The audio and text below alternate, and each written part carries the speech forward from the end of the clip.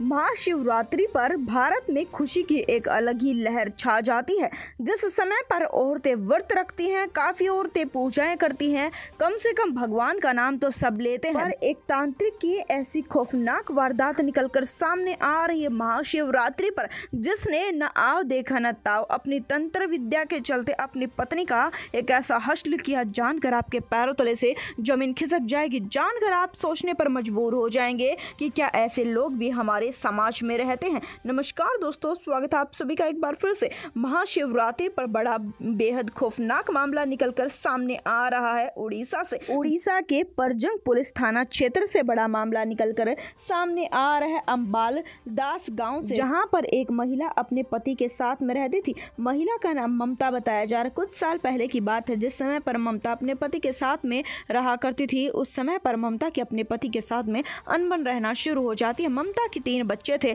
ममता को किसी और से प्यार हो गया था और ममता उसके साथ में भागकर आ जाती है, उसके साथ में शादी कर लेती है। उसका ये जो नया पति था, यह तंत्र विद्या में काफी विश्वास किया करता था। वह एक तांत्रिक था। अपनी पत्नी पर ध्यान न देकर वह दिन रात तंत्र विद्या का ही प्रयास किया करता था। देखते ही देखते पति और पत्नी के बीच में काफी ज्यादा मनमुटाव रहने लगे। उसकी पत्नी इन सब चीजों को अंधविश्वास मानती थी और अपने पति को काफी बार समझाने का प्रयास करती थी, पर पति कहाँ मानने वाला था। उसे तंत्र विद्या का भूत चढ़ा हुआ था। महिला ने कभी ये कल्पना नहीं की थी कि उसके पति की इन तंत्र विद्याओं के चलते उसकी जिंदगी पर इतना गहरा असर पड़ेगा। दरअसल बता दें कि महाशिवरात्रि जिस समय पर करीबन 3 से 4 दिन से वह अपनी पत्नी के साथ में थोड़ा अजीबोगरीब व्यवहार कर रहा था, जिसके चलते जैसे ही महाशिवरात्रि की रात आती है, वह एक ऐसी वारदात, एक ऐसे कांड को अंजाम देता है, जानकर आपके पैरों तले से जमीन खिसक जाएगी। दरअसल बता दें कि सुबह के समय पर वह रोना भिलकना शुरू कर देता है। महाशिवरात्रि का दिन था। पति का नाम अस्तमा खटुआ बताया जा रहा है। सुबह सुबह रोकर कहता है कि मेरी पत्नी ममता नहीं रही। रात के समय पर मैं आया तो उसने नींद की गोलियां खा ली थी, जिसके कारण से उसकी मौत हो गई।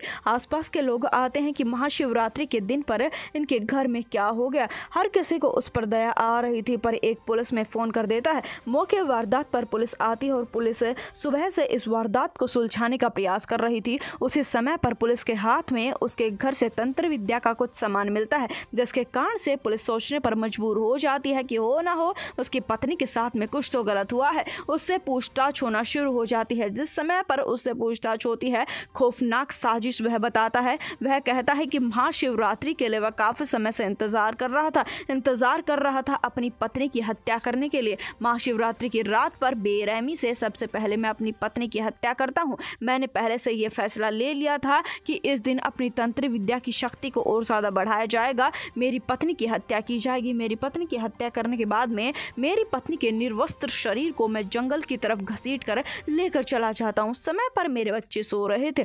उसके बाद में मैं वहां पर जाने के पश्चात में जैसे कि मैं तंत्र विद्या करता हूँ, उस मुर्दा के साथ में, लाश के साथ में तंत्र विद्या करता है। पुलिस ने उस जगह से काफी तंत्र विद्या का सामान, नींबू, सिंदूर जैसी चीजों को प्राप्त किया। हालांकि यह वारदात करीबन 1-2 घंटे पहले की है। पुलिस ने अभी तक के अनुसार इसी जानकारी को बताया है। इस मामले में आगे जो भी जानकारी पुलिस बताएगी, इस मामले में जो भी आगे इंफॉर्मेशन आएगी, हम आपको जरूर बता देंगे। उसके लिए आप इस चैनल को सब्सक्राइब जरूर कर लें। इस वीडियो को जितना हो सके उतना शेयर कर दें। चैनल को सब्सक्राइब कर दें। आरोपी पुलिस की गिरफ्त में है। धन्यवाद।